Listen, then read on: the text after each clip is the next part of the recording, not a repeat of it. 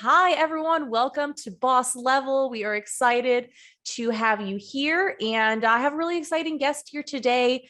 We have Dr. Kay Ross. And Kay, I'm hoping maybe you can shed some light on this imposter syndrome, that Shady and I were just talking about, because, you are such an accomplished person. And I can't believe I'm talking to an astrophysicist right now. And I think that hopefully you're going to talk about a lot of stuff that I don't understand even a little bit.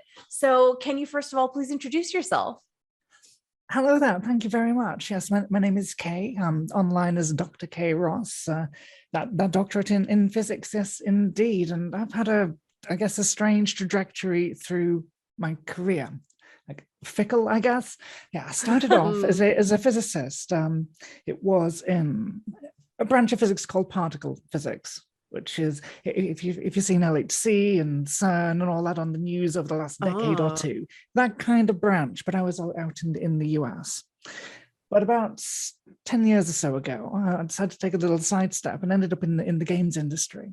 So a lot of folks on Twitter, if you follow me on Twitter or whatnot, might know me from my work with Frontier Developments in Cambridge in the UK, where I was involved in a game called Elite Dangerous, where for some great and wonderful amount of ambition, we decided to create the entire Milky Way as a game. So ambitious, that was the word. And that was a very fun time. Then a few years ago, I started streaming as well, because I'll just keep on doing new stuff. And speaking of that imposter syndrome, that's what I've had all this entire time, starting on these fun projects through science and the games industry and streaming. And currently I'm at a different game studio. I've recently in the last year moved to Splash Damage, where I currently work as what they call a technical lead. I used to be a programmer on Elite Dangerous, but now I'm a tech lead, and that's looking after all of the other programmers on a particular project. So no pressure, and don't let the imposter syndrome get in the way. Hopefully don't let it sneak in. I can't believe that's like mind blowing. That in some ways that makes me feel better, and in some ways it makes me feel worse that you still have that imposter syndrome, because you can do so much more than I've ever done. Like you are a physicist, and then you can program as well. Like, did you pick that up on your own? Did you teach yourself how to become a programmer? It was part of the work in physics. Oh, I didn't know those were the same thing. I thought those were two separate things. Oh no, it's a very, very useful tool. So in particle physics, the branch I was in, we're dealing with billions upon billions upon billions of events, of collisions between particles and all sorts of things happening with them and all sorts flying off them.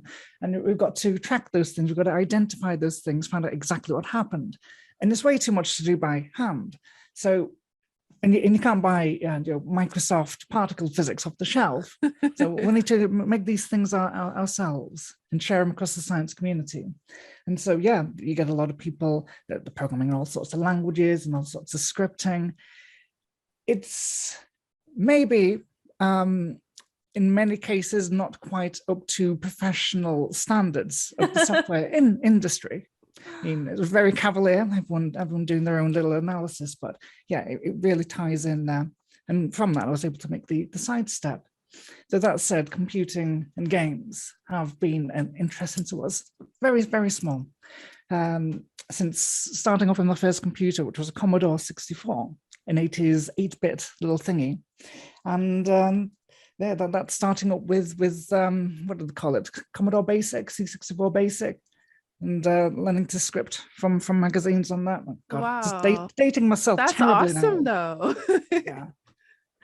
But it's also impressive to hear about like just you learning it yourself. And I mean, that's wild to me, because I was actually a computer science major, but I was terrible at like programming. So I can't imagine, that being such, like, you're just like, oh yeah, that part, that's just a tool that I use to do this main thing, which is the physics. But can you tell me about how you made this giant sidestep? Like, had you always wanted to work in gaming, or was that more of something you kind of stumbled upon? It was always a side interest. So from doing little bits of modding when I was a student, Half-Life and Quake maps and things like that.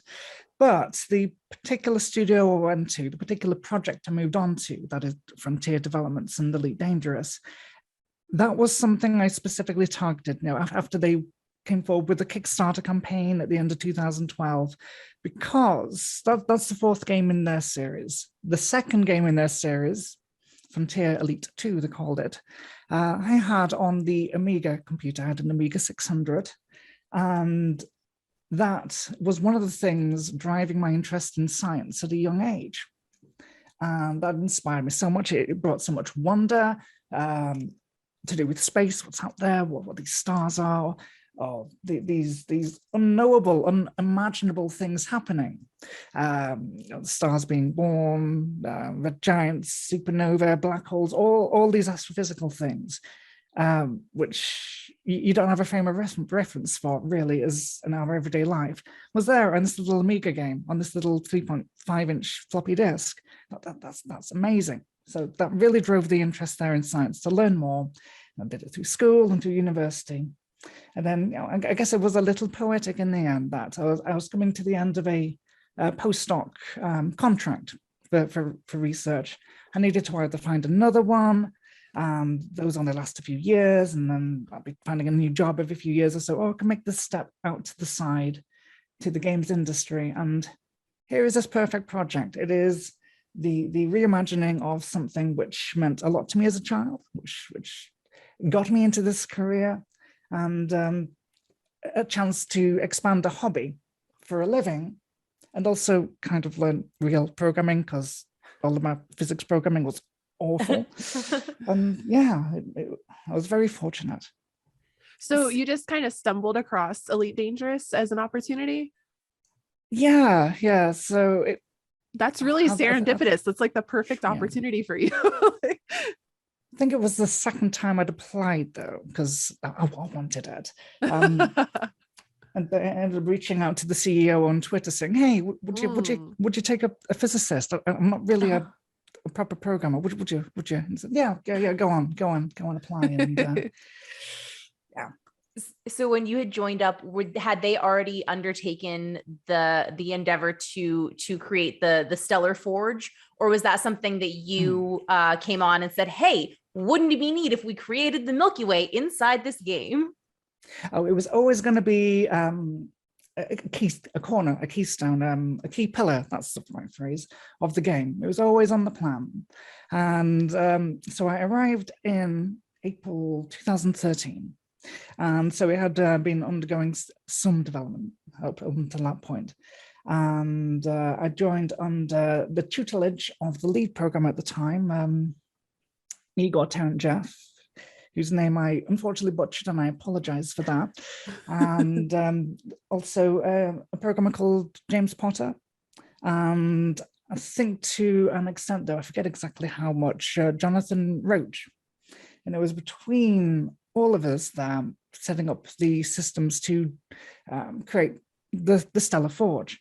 Now, for those who aren't aware, that is the engine, the algorithm, the series of resources and code which procedurally creates the Milky Way, or at least all the data to create the game objects from. And so when I got there, there was a concept of what a star system is, just as a container for data. There wasn't a system for creating those en masse. There wasn't a system to create the data in a way which was scientifically plausible or accurate or representative of what stars should be where, depending on where the mass is, depending on how old that part of the galaxy is. And that's the side which I really looked at. So I was looking after the generation of star systems from base principles of the Milky Way itself. And then James Potter, because I always like to give credit where credit is due. I never want to say it was all me, absolutely not, was looking at generating what is inside a star system itself. And Igor was bossing the entire thing until he went his own way at some point. Were you expecting to segue your education in particle physics into the video game industry? Well, my plan was I'll join the industry for a year and I'll learn how to program properly, learn how to program efficiently, because a lot of physics code can be a little slow. Mm. And then I'll go back and I'll take back what I've learned to research. And nearly 10 years later, and I've still not finished this year in industry. So you've stepped into streaming now too. What was it that got you interested in streaming, and what kind of stuff do you stream? Right. So when I first started streaming, it was because I wanted to demonstrate painting. So something entirely different from science and programming. I paint acrylic paintings for a hobby. They're not very good. They're very amateur. Well, are they like landscapes? But I always like to share yeah. it. Are they like I like to share the process of it. Landscapes. Cool. Yeah, just whatever I found amusing at the time. That's so fun. It's the opposite side of your brain. Yeah. One painting, for example, was I wanted to do one for a friend as a thank you. What do you want? Oh, something regarding Carl McLaughlin, who's an actor, been in a whole bunch of David Lynch films. So I ended up painting a scene from the film June. So that had a recent reboot as well. But instead of sandworms, because it features sandworms, I replaced them with giant ferrets. All these little Fremen riding on a ferret. That's cute. Oh my God. That's so funny. Yeah. That's what popped into mind for some reason. So that's what I painted. And then the job is getting that on canvas before I get bored and move on to the next thing. Anyway, yes, I moved on to streaming because I wanted to show some of the process of doing it. And that started off with trying to record it with a horrible shoulder-mounted camera, which looked like a torture device from the 1800s, and that wasn't very good. And that moved on to games because a few people were doing it, just wanted to find out how that worked. But then I just kind of abandoned it for a few years. I'm busy with other stuff, with the day job. And then, of course, 2020 happened. Yeah. I needed to find a different hobby because I couldn't get outside as much due to the global conditions. Just started doing some games. I was inspired a little bit by, I want to give a shout out here to Artemis, a friend of mine who worked with me at Frontier, who left and started streaming full time, following her dreams as well. And that was inspiring. And I wanted to give it a go as well. And that's how that started in 2020. It just kind of started steamrolling a little bit. I guess I was also lucky there because I've done some streaming with Frontier just to promote the game or talk about the game a little bit. And so some people who follow the game followed me onto Twitch as well. And that was very kind of them. Now, it's not like I've ever had a massive, huge partnership level audience. No. But I'm very, very, very thankful for those who did. The communities on Twitch have been very welcoming and very understanding and incredibly wholesome. If you can.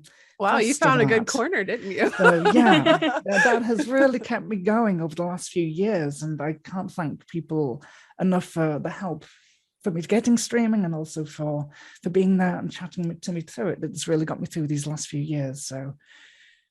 Well, it's a very unique space that you would occupy. I mean, definitely like a woman in this industry, but bringing in the physics, like the science level of it, I know that I'm sure there's probably a lot you could talk about just like being a woman in science as well, and like the science industry. And I don't know, kind of like the I want to use the phrase odd man out, but it's the opposite, the odd woman out in those kinds of spaces. But that would, I think, inspire a lot of people. And I know that I've got a friend who is obsessed with Elite Dangerous, but they're also in school for like astronomy or astrophysics. I'm not sure exactly what their major is, but I can't tell you how many times that they're like booting up the Discord video share to be like, look at this star I just found. I got to show you. Like I don't think I understood like the depth of the game until I really watched them like take me through and show me. Like I believe that they said that it's accurate, the distance and the travel, like to get from one star to the other, like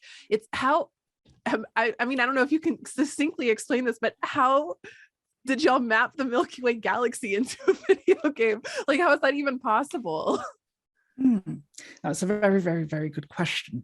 Now, I want to caveat that in that whilst we made everything to scale, we don't let you just fly slowly from one star to the next because it would take forever. Who wants to do that? We thought, who would want to do that?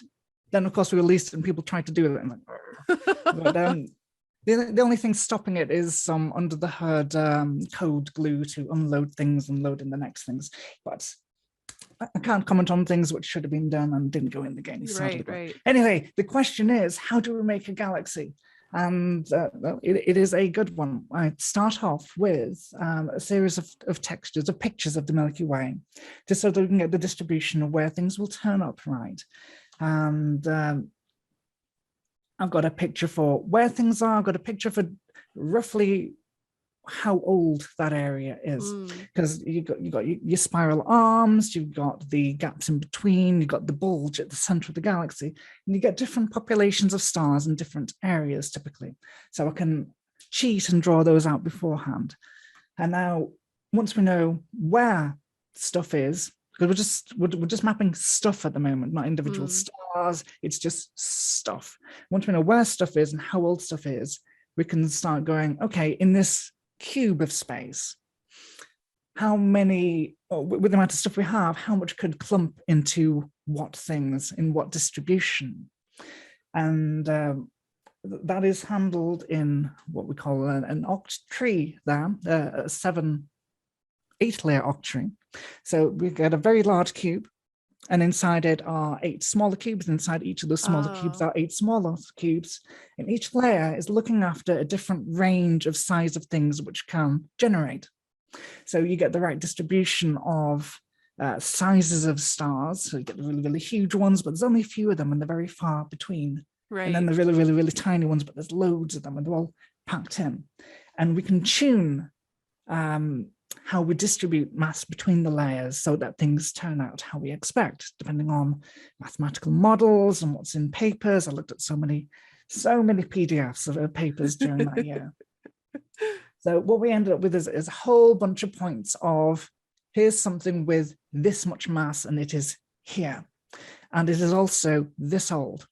And there's a relationship between a mass of a star and how long it takes to form and how long it will live and what will happen to it in the end and at what point. Right. So we can know then if it's a forming star, if it's a main sequence, so it's in its middle age. We can know if it's a stellar remnant, if it's died. We know if it's a white dwarf or a pulsar or a black hole. So we get that main information about what the main star is there. And we also have some information about how much mass is left over. And that's what I can feed to James Potter to say, okay, you got this much. You go out and make all of the gas giants and where the planets are now. So in this game, does everything is there time? Does it expand? And also does your spaceship get sucked into the gravity of certain things if you get too close to it? Does it function, I guess, in other words, or is it static and it just stands still? So in this game, it is static. For the type of experience, the type of flight that the designers wanted. Now, as a little segue, a little history lesson there, the first game, Elite, was quite arcadey in its feel. It was made for 8-bit computers, a BBC Micro, and up, down, roll left, roll right, and it's not too scientifically accurate like that. But then the second game, Frontier Elite 2, did a lot more of the simulation. It was all Newtonian gravity. So you could fall into gravity wells, you had to have the correct speeds and whatnot. It was great. I loved it. That's one of my favorite games of all time. But it's a very different experience. It's much harder to get into. When Elite Dangerous came along, the fourth game, it was to be a rebirth, a reimagining of the first game. So the flight was made a lot more accessible. And that's why navigating gravity wells isn't part of that gameplay loop.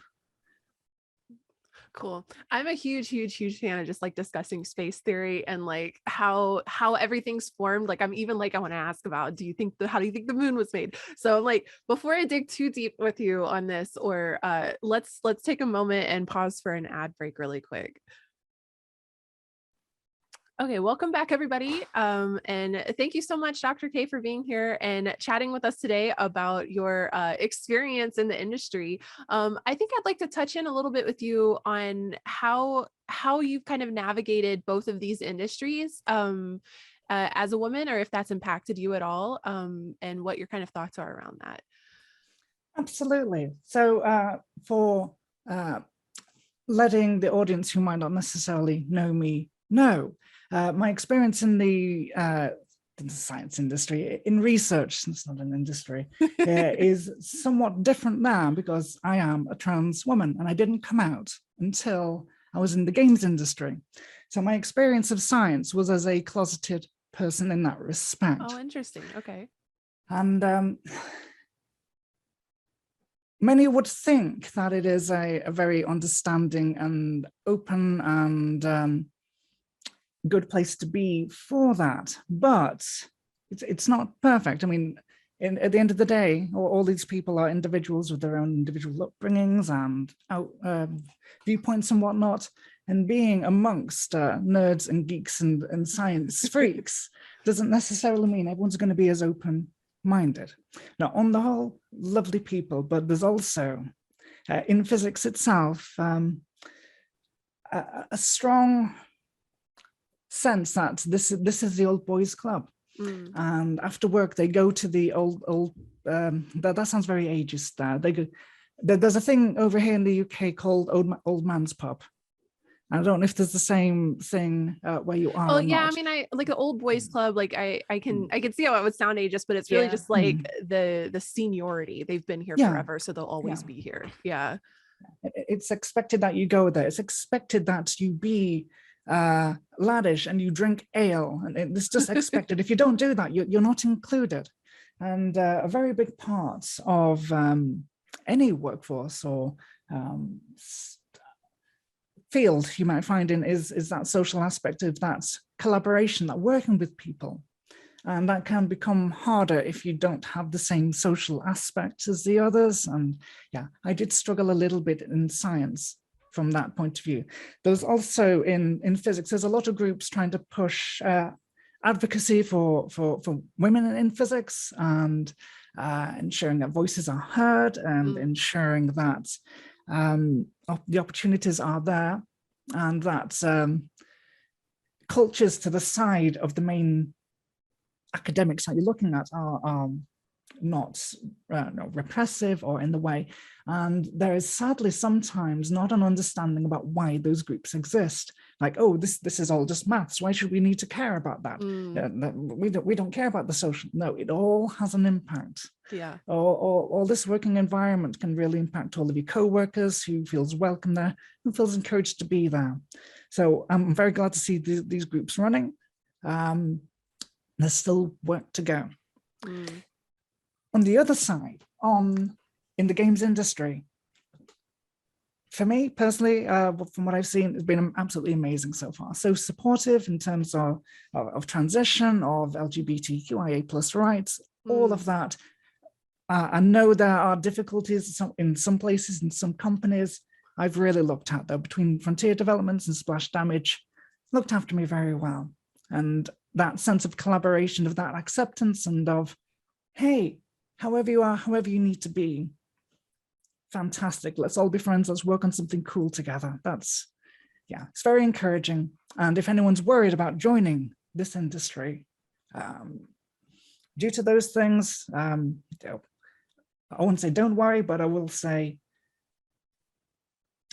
do your research, ask people. The good companies are out there for that. Yeah, yeah.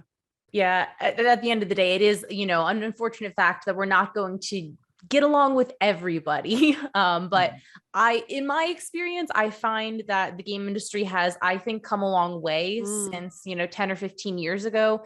Kay, do you feel that in either, I know you said science isn't really an industry, but let's call it the research industry or in the games industry, do you ever find that your maybe knowledge or expertise comes into question, like because of being a woman as compared to some of your male colleagues, whether it's like you can tell someone maybe doesn't think you know what you're talking about, or maybe something even more overt than that? In physics, definitely. I was thinking of this the other day. And when I was over in Fermilab, it was the research place, the lab site I was based, and on the experiment I was on, there'd be weekly meetings, at least in your department, and you'd go and someone would give their updates for the week, and everyone would judge or offer support and whatnot. And there was always from some certain people a sense that they want to be competitive, that they want to be macho. And if you couldn't argue in that slightly aggressive tone that they took, that they would become very dismissive. So for the people trying to be more constructive or polite, one might say, it wasn't always the easiest. There can be a difference in communication styles. I found a lot of ways in, like, you know, personally, I choose to spend time around a lot of people that are very like polite. They don't interrupt or talk over each other. And, you know, that is not my experience with everyone, but that's my experience with those who I choose to spend my time with, at least personally. Like in my early 20s when I like spent a lot of time in the metal scene, music. It took me, I was younger, so it took me a while. I remember vividly when I realized that I was surrounded by, I mean, it was mostly a male dominated space. And I vividly remember this moment of, they don't respect me. And it, not because anybody said anything. We were all standing around a table, and it was like a whole circle, maybe like 8 people around one individual table, like a little, you know, and everyone was just like loud and clattered and like talking. And I remember trying to jump into the conversation multiple times and just being cut off and talked over. And I remember just kind of stepping back, like the 4th or 5th or 6th or 10th time it happened, and just kind of watching the conversation continue, and nobody looking to me, nobody checking in, nobody being like, oh, did you want to finish what you were saying? Or did you want to, sorry, I interrupted you. Did you want to say? And it was just this vivid realization of, I will never fight to be heard ever again. I will never beg. I will never, and I'm certainly not going to be the person that throws a hissy fit over here because I keep getting interrupted, because that's just going to make this even worse. It's going to make me look even weaker that I have to like beg for that space. You know what I mean? I vividly remember that. And then there was a follow-up moment to that where I had asked a question to one individual, and they turned and made direct eye contact with the other man in the conversation and answered the question to that person. And I was just, I was like, I'm checking out. I'm not the thing about these people is that they were, like, by all intents and purposes, my friends, like what I felt like nice, lovely people, but it was this overt expression. It was like a culture, you know. It wasn't anything that they were individually doing. It was collectively that it was just happening. And it was just like, I vividly remember it. So like, it's, to me, very stressful and angering to be in spaces like that. And so whenever I find myself in them, I just dip out and I go back to my little corner, and like, people can come to me if they want to, but I'm not going to fight my way into this. And maybe that's the wrong take. Maybe we should be fighting our way into it, but it's so exhausting to me, and it's really bad for my blood pressure too. So yes, that, now that you mention it, that is an issue when it comes to meetings. And in the games industry, there are a lot of meetings, so many meetings. And it is hard to sometimes get your voice heard, because a lot of the others do like to speak over. They're like, oh, an idea comes in, they'll start speaking. Doesn't matter if you finished or not, doesn't matter if you're trying to say something. There's often not anyone taking any note of you going, oh, yeah, just ignore that. It's where that like macho feel comes in that you were talking about, where they're just trying to like flex on each other on, but like verbal flexing, and it's like, can you all stop? This said, with the last couple of years and Teams calls for meetings now, or Slack calls, and the delay that you can get sometimes, sometimes I start talking and someone else has, but it's not on purpose, because there's been, and I feel so bad. And I shouldn't do, but I do. I feel so bad. Well, that's just good courtesy. Like, care for people. You mentioned that you were really into science since you were younger. And so when you went into school, was it with the intention of learning science, or what did, maybe the way I want to phrase this question is, when you were that kid playing the floppy disk game that you were talking about earlier, and you were imagining what you were going to be when you grew up, what was that going to be, and how does that differ from where you are now?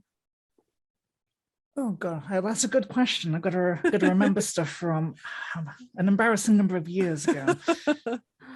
I knew I wanted to be in science, and I wanted to be a researcher and a lecturer. Oh, cool. Yeah. when I was checking out the high schools, for some reason, yes, they do open days at high schools between primary school and secondary school. We call them high school. So I know in high school, in some areas, that's for a certain age range, isn't it? Rather than the entire thing. So between the ages of 10 and 11, we change from a primary school to a secondary school, and we get to go see open days, go to the one that we want, hopefully if we can. And I was asking questions of the science teacher, like, okay, so I know what happens if you split the atom. We've seen the pictures. What happens if you crush an atom? Which doesn't make sense. But to a 10-year-old thinking, okay, well, if that's that, what's that? Then what's that? And I wanted to know all the details. I wanted to know how the world works and how the universe works and why and why. And that's what went on. That's what drove me. And that's what ended up with me applying to physics at university. It was going to be 50-50 between physics and art. And I'm glad I went with physics in the end, because I'd rather do one as a hobby on the side rather than having to write essays about it. So yeah, well, it worked out there. But that's great that you were mentioning earlier that you stream like painting. So that's great that you still get to do that art as a hobby instead of as a career. And I wonder, had things gone differently and you decided maybe you'll try to do art as a career versus doing, and then do, kind of physics and programming as a hobby, like, how do you think that would have worked out? Oh, I sit here wistfully thinking sometimes, how great would it be just to do that for a living? And whilst I know some good friends who have managed to do that, and they're fantastic artists, and I'm so jelly of them, and then the kind of things they can do, I don't think I've been able to see it through. But I have a problem when it comes to painting, in that I've got to get it done before I get distracted, or I get bored of it, or if I get a little fed up with it. So yeah, it probably wouldn't have worked out for me. So on your route to where you are now, have you had any major failures that you learned something from? Oh, many failures, but that is how we learn, and that's how we grow. If we never got anything wrong, we wouldn't find new things, we wouldn't be able to adapt, and it just wouldn't be as interesting. But this is me ad-libbing whilst trying to think of a particular fun story. Doing it so well, though. And we can come back, like, at any point if the conversation moves on and you think of a failure you'd like to share and kind of what you learned. That would be, we would love to hear about that. But I think you're absolutely right about, like, and it sucks because it is just kind of a fact of life, is that, like, you will never do anything perfectly, or you can do some things perfectly. You will never do everything perfectly. And it is just an inevitability that we're going to make mistakes, and it's kind of up to us to decide if we're going to learn from those mistakes or just kind of keep making them. I tend to just kind of keep making the same mistakes over and over again, but I think maybe I kind of do. I don't mean to. I keep thinking I've overcome them, and then here I am again. Yeah, I mean, they say that the universe teaches you the same lesson over and over again until you actually learn it. Yeah. Oh, it'll teach you a lesson. You think you've adapted and found the answer to it, but then it happens again. It's like, oh, did I get the answer wrong? And again and again. And and it comes back in different forms, and you don't even realize it's the same problem until you're like in the thick of it, and you're like, oh my gosh, again. Or sometimes not even until like years later. You're like, oh my gosh, that was the same, lesson that I was trying to learn earlier and didn't. I guess in terms of mistakes, I guess in terms of, didn't go quite well, things to learn from it, the constructive, the managerial way of putting it is, I'll go back to working on Elite Dangerous again. I'll try very hard not to give away company secrets and details and whatnot. I know they're very strict on that. But the mistake, or the thing to learn from, was my approach to getting things correct, or getting things right, or getting my interpretation being the one that was taken into the game.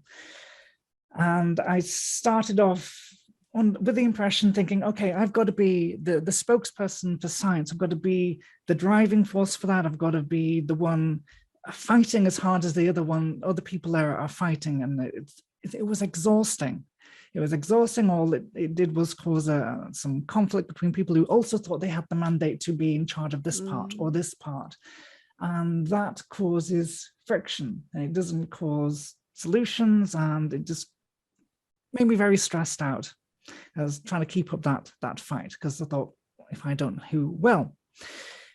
So fast forward a few years, trying to learn from that, and that is, okay, let's look at what areas I do have control over and areas other people think they have control over. Let's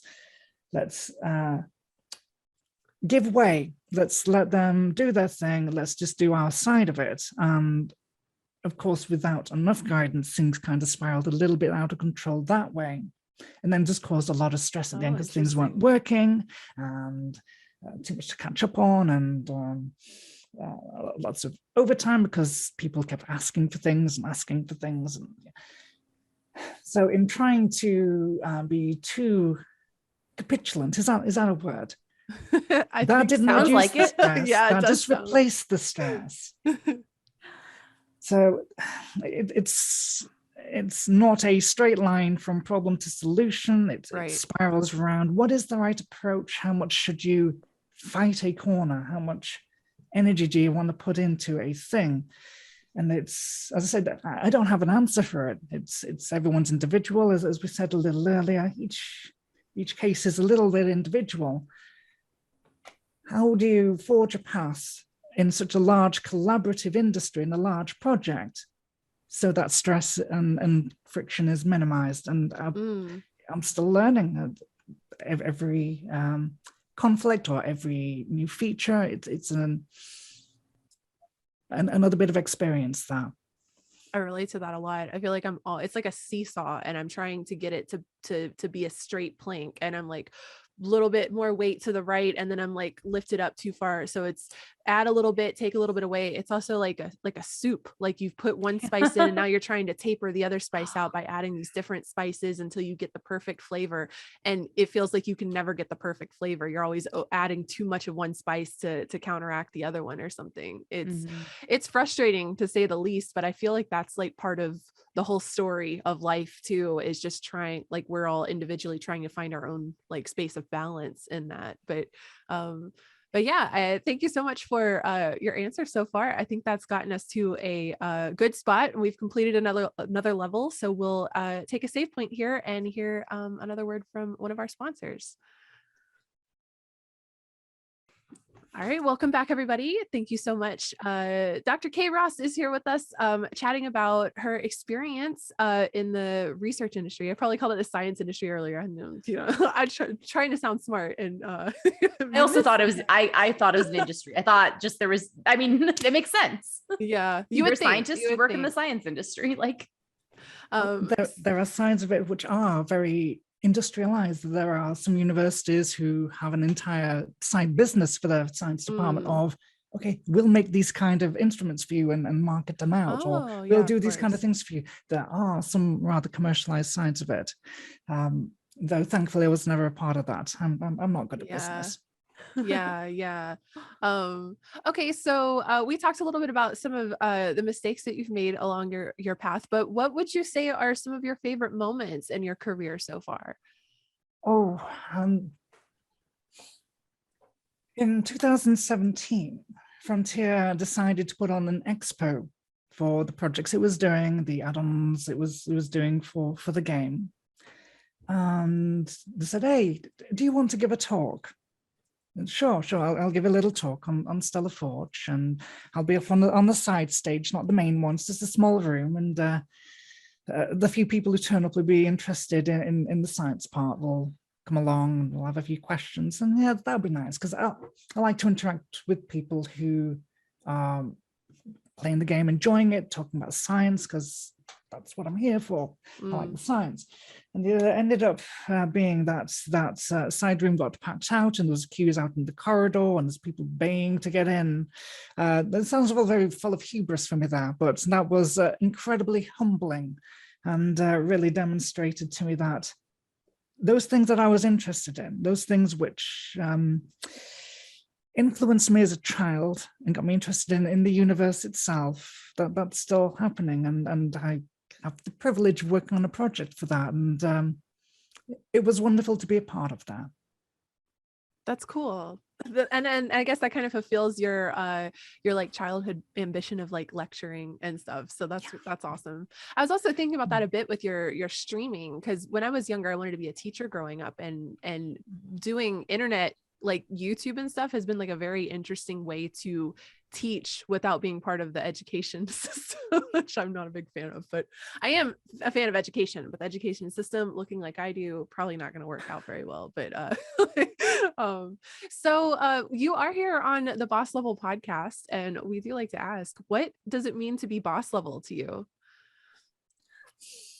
Or to be reach boss the level. boss level? to be boss level is totally not just making this up on the fly. To be boss level is to realize that you don't need to be playing someone else's game. Oh, To be boss level is to realize what it is you want, what interests you, and just chase after it for the sake of that. And to be your own person, forge your own path best you can. that is an excellent answer. You don't have to be playing somebody else's game. Yeah, that like honestly blew my mind. Like that's so incredibly helpful to me. Thank you for sharing that like insight with us. That like really struck me in a way that That moved a puzzle piece into space, into a spot in my head that I had been like looking for that piece forever. And it's like, oh, wow. Okay.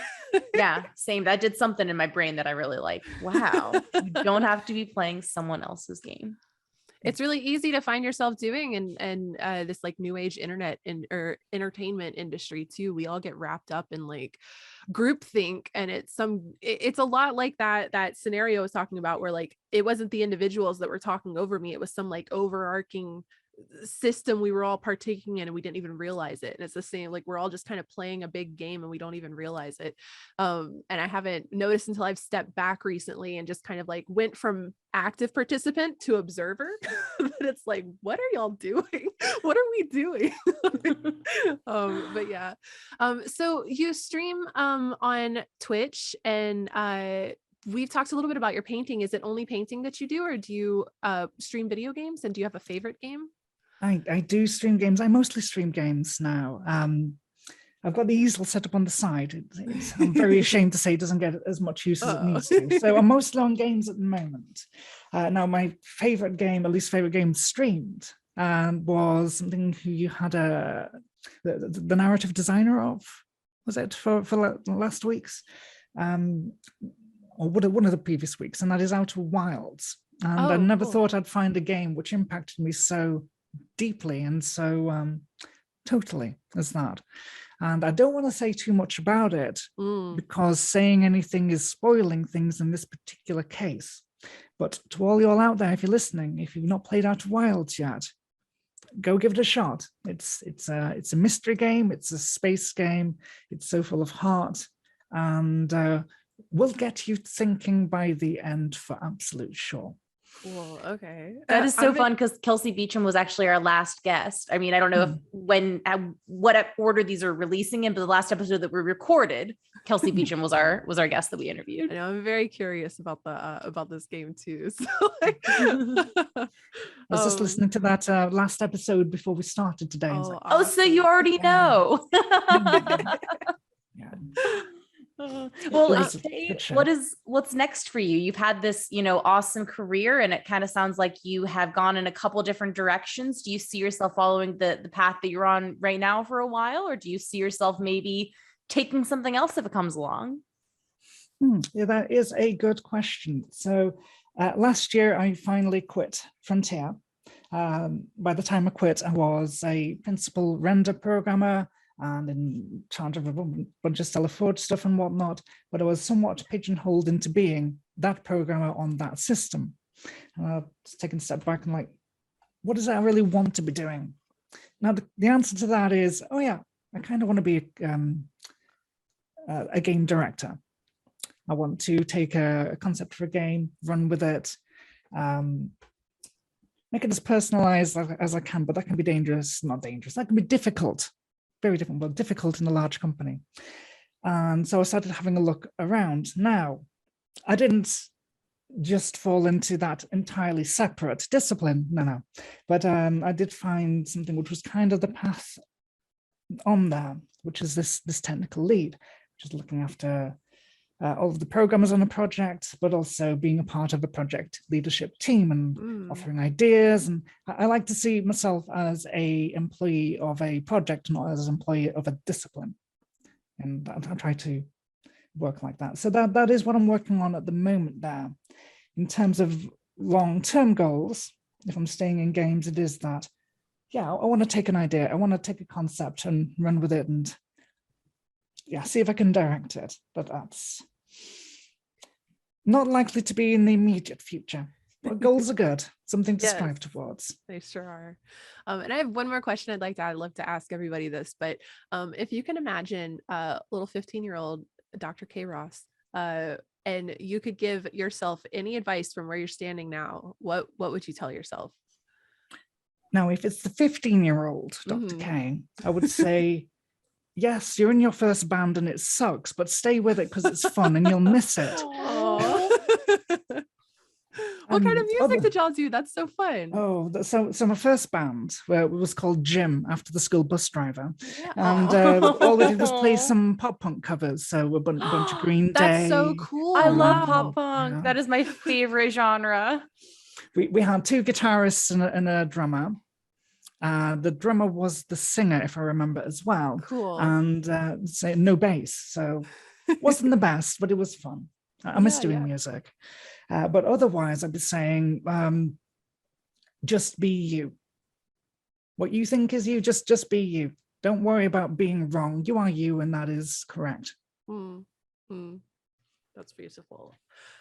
Okay, well, where can our audience find you all across the interwebs? And do you have any upcoming events or speaking opportunities or anything you want to let anyone know about? Sure. So across Instagram and Twitter and on Twitch, I am Dr. K. Ross. That is DrKayRoss.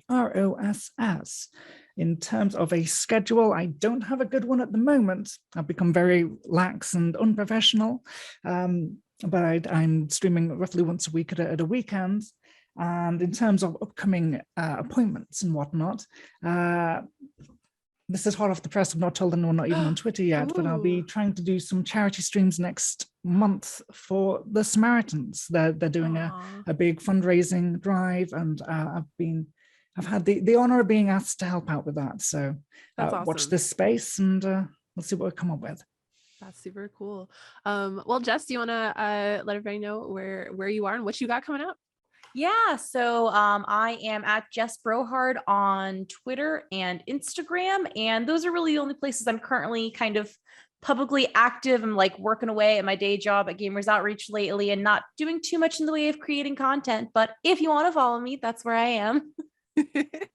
I saw you've been doing a bunch of stuff with hockey lately too, right? Yes, I have. I've been playing hockey. I'm taking a class on how to play hockey, and it has been insanely fun. It is so hard, but the great thing about hockey is that like you will fall, but you're padded up. It doesn't hurt. It's kind of fun to fall. You fall and you slide. It's like a little bonus. It's been so inspiring watching your updates on Twitter. I'm like, oh my God, I want to go do something like sporty and cool. What? This seems so fun. Do it. It's so scary to step outside your comfort zone, but it's so fun. It's so fun. And then I'm HeyShadyLady. I'm HeyShadyLady across all the platforms: Instagram, Twitter, Twitch, YouTube.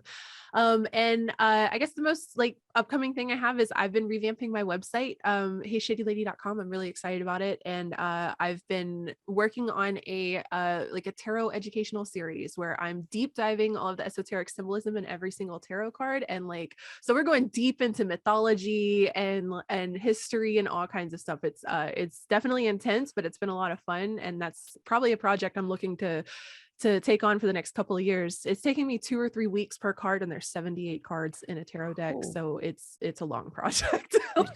But yeah, that's what I got going on. So and I guess that's gonna wrap our episode up. Again, thank you so much to Dr. K. Ross for your time and your energy and sharing your journey with us here. It has been an absolute pleasure. And I guess we will see you on the next episode of Boss Level. Bye, everybody. Bye. Bye.